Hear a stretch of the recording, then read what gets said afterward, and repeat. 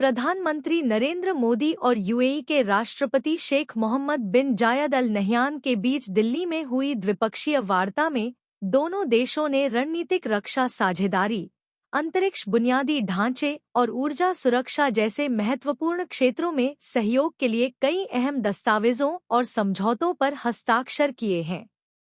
विदेश सचिव विक्रम मिस्री ने भारत शिखर सम्मेलन को छोटा लेकिन बेहद ठोस दौरा बताया है। प्रधानमंत्री नरेंद्र मोदी और राष्ट्रपति शेख मोहम्मद बिन जायद अल नह्यान के बीच प्रतिबंधित और प्रतिनिधिमंडल स्तर की वार्ता हुई। दोनों नेताओं के बीच वार्ता के दौरान दोनों देशों ने रणनीतिक रक्षा साझेदारी के लिए फ्रेमवर्क समझौते पर काम करने के लिए आशय पत्र लेटर ऑफ इंटेंट पर हस्ताक्षर किए। अंतरिक्ष क्षेत्र में 2 लॉन्च सुविधा और सैटेलाइट निर्माण के लिए भी समझौता हुआ है।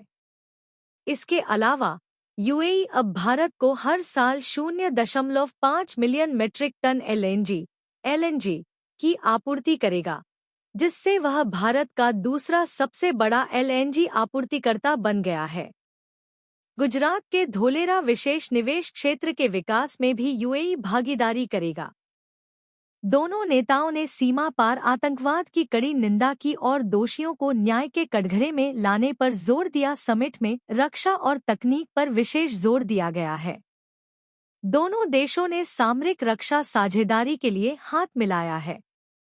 अंतरिक्ष के क्षेत्र में संयुक्त पहल के तहत बुनियादी ढांचे का विकास किया जाएगा।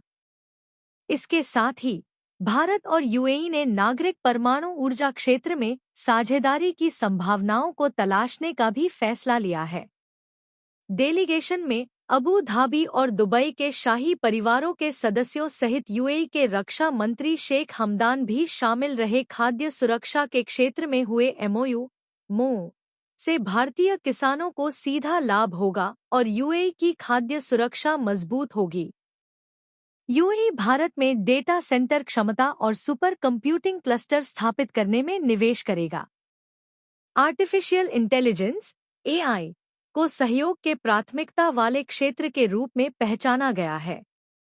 साथ ही दोनों देश आपसी संप्रभुता के आधार पर डेटा एम्बेसी स्थापित करने की संभावना पर भी काम करेंगे।